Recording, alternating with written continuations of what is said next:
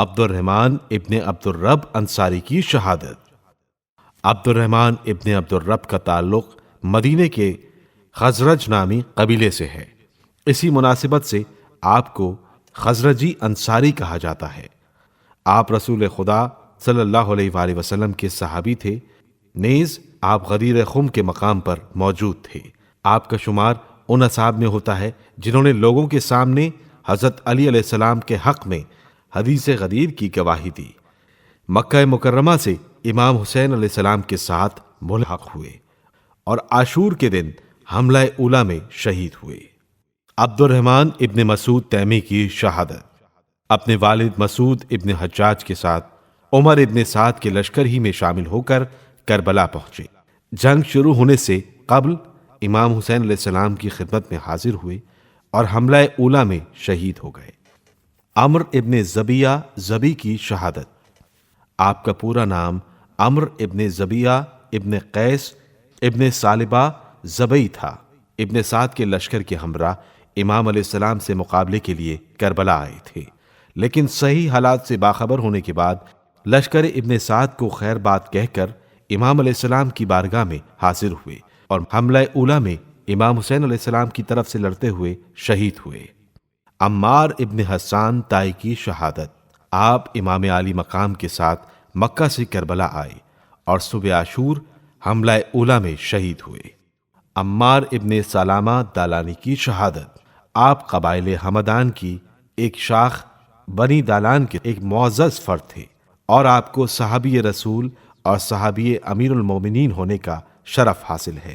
جنگ جمل، صفین و نہاروان میں حضرت امیر المومنین علیہ السلام کے ساتھ رہے۔ آپ بھی حملہ اولیٰ میں شہید ہوئے۔ قاسم ابن حبیب ازدی کی شہادت۔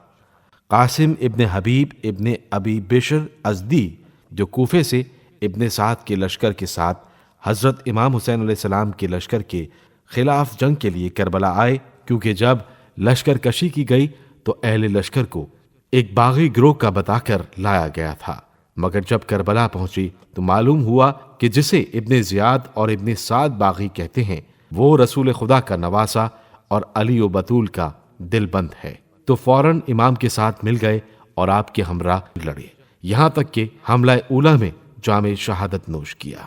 قاصد ابن زہیر تغلبی کی شہادت۔ جناب امیر المومنین علیہ السلام کے اصحاب میں سے تھے۔ جنگ جمل، جنگ نہروان، جنگ صفین میں جاں بازی سے شریک ہوئے تھے اور بہت جری تھے۔ آپ کوفے سے امام علیہ السلام کی نصرت کے لیے آئے تھے اور صبح عاشور حملہ اولیٰ میں شہید ہوئے۔ کردوس ابن زہیر تغلبی کی شہادت۔ آپ کا نام کردوس ابن زہیر حرس تغلبی تھا۔ آپ قاصد ابن زہیر کے حقیقی بھائی تھے اور امیر المومنین علیہ السلام کے اصحاب میں سے تھے۔ روایت ہے کہ آپ بھی اپنے تیسرے بھائی مسقط ابن زہیر کے ہمراہ امام حسین علیہ السلام کی نصرت کے لیے شب عاشور کربلا میں وارد ہوئے تھے اور اسی صبح عاشور ہونے والے حملہ اولیٰ میں شہید ہوئے۔ کنانہ ابن عتیق تغلبی کی شہادت۔ حضرت کنانہ ابن عتیق کوفے کے شجاع اور متقی و پرہیزگار افراد میں سے تھے۔